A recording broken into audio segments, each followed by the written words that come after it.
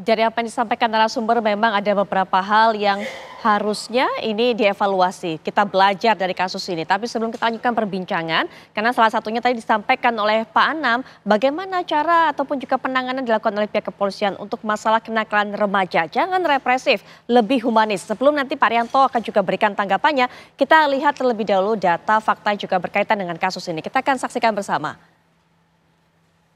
Ya, ini dia kronologis penembakan pelajar, di mana 7 pelajar dengan 3 motor masing-masing berboncengan. Ada yang berboncengan 3 orang, kemudian 2 orang, dan 1 sepeda motor lagi 2 orang berboncengan. Ini mereka dalam perjalanan pulang. Tiba-tiba ini oknum polisi Aibda Robik Zainuddin langsung menodongkan pistol dan menembakkan pistol ini ke arah pelajar. Ini yang terjadi pada malam kejadian. Nah, para pelajar ini takut, kemudian juga langsung menghindar.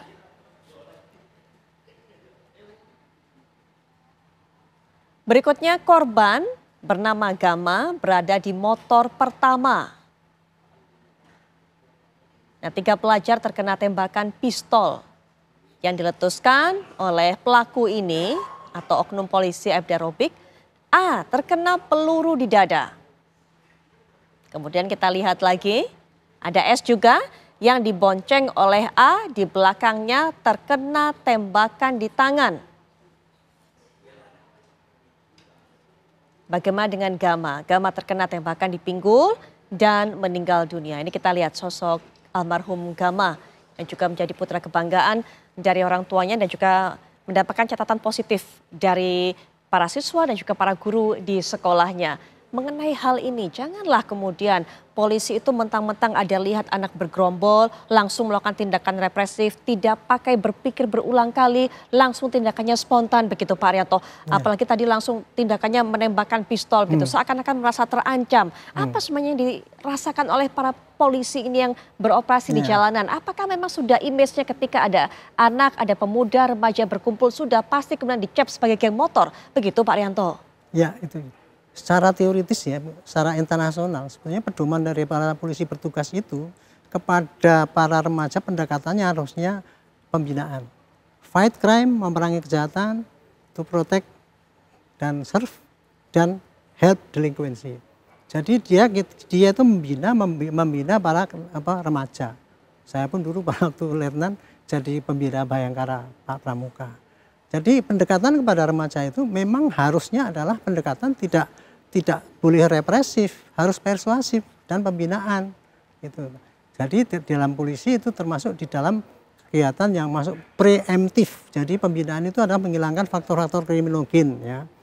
Dan preventifnya juga itu mencegah jangan sampai terjadi mereka ada kesempatan untuk melakukan hal-hal yang kenakalan remaja gitu ya. Tetapi di lapangan anggota-anggota kita itu, polisi itu juga ada yang mentalitasnya kuat, ada yang mentalitasnya temperamen tinggi gitu sehingga dan dihadapkan kepada fenomena masyarakat yang demikian brutal, misalnya ada geng yang ada begal yang itu sehingga dia katakan otomatis kalau melihat itu dia jadi stigma seakan-akan wah ini brengsek gitu kan gitu sehingga dia selalu bertindak keras gitu. Nah, gitulah kondisi di lapangan ya. Kita sudah mentang-mentang supaya dia itu menyadari bahwa mereka harus sabar membina, tetapi dalam kenyataannya jarang juga yang bisa terkendali emosinya. Baik, makanya penyebab utamanya apa Pak? Apakah memang polisi ini ngerasa kalah jumlah untuk bisa mengendalikan mereka sehingga kemudian harus represif begitu atau? Tidak, dia merasa bahwa kan di lapangan polisi kan dikuyo-kuyo oleh masyarakat tuh nggak bisa mengatasi keamanan dan sebagainya gitu ya. Nah terus melihat para pelanggar hukum itu biasanya dia di dalam hati ada dendamnya itu. Gregetan gitu loh, gregetan. Sehingga kalau misalkan dia kedapatan bersalah, ini kesempatan saya untuk menindakkan gitu kan. Nah, itu yang sehingga kadang-kadang terlepas kendali mereka itu.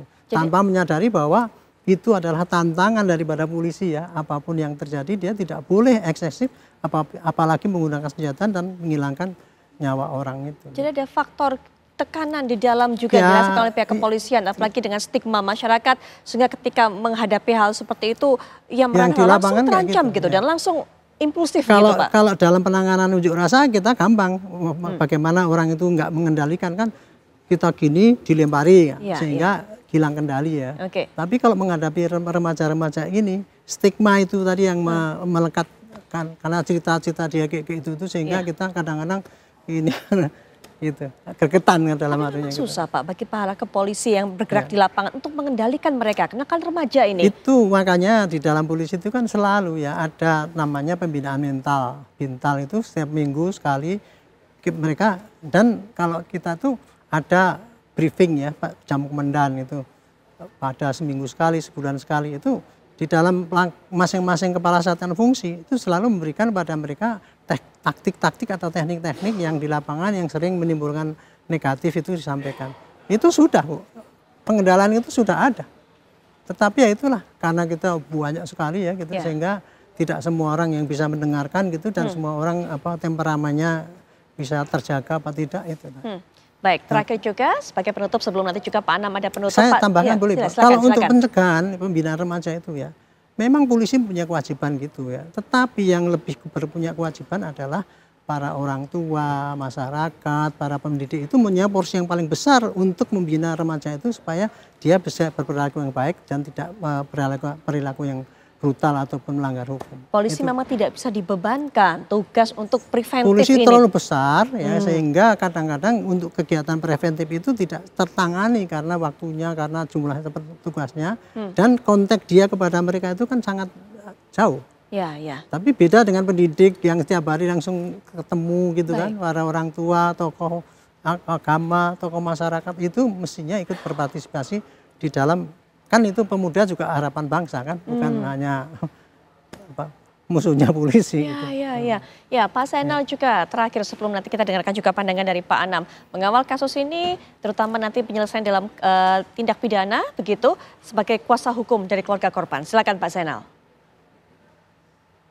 Ya, kenapa Mbak Putri? Ya, silakan. Ulangi. Ya, silakan Pak. Penutupnya, terutama harapannya dan upaya untuk mengawal terus kasus ini, terutama penyelesaian dari tindak pidana. Silakan Pak.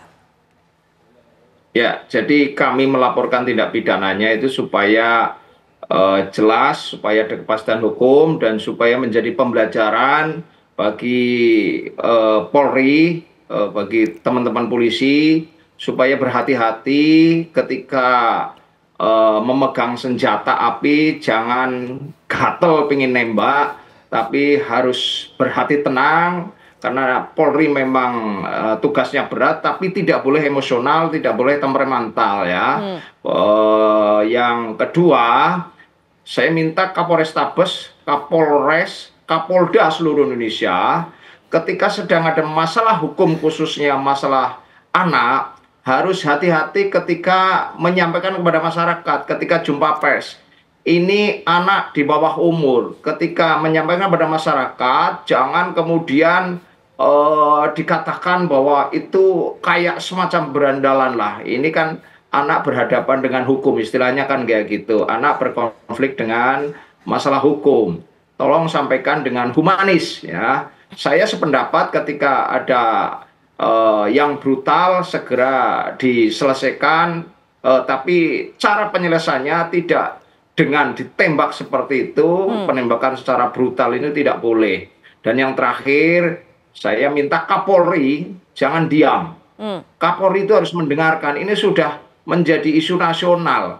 Kalau memang Kapolri tidak mendengarkan kaitan dengan perilaku Kapolrestabes yang waktu itu tidak segera mengungkap duduk permasalahan penembakannya, tapi sibuk dengan rilis-rilis tawuran dan pamer senjata-senjata kepada publik, ini kami akan melaporkan Kapolrestabes untuk segera ditindaklanjuti.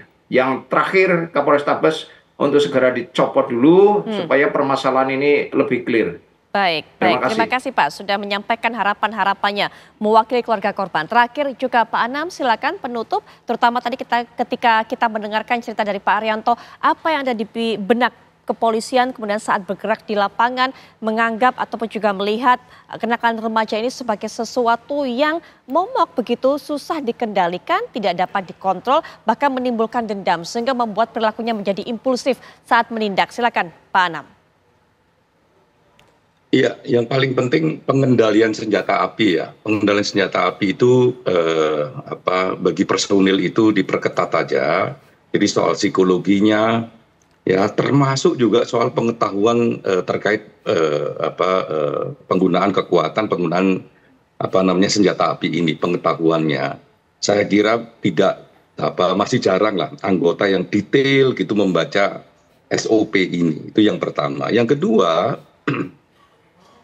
ini kan ada problem di soal-soal kenakalan remaja yang menggunakan sosial media.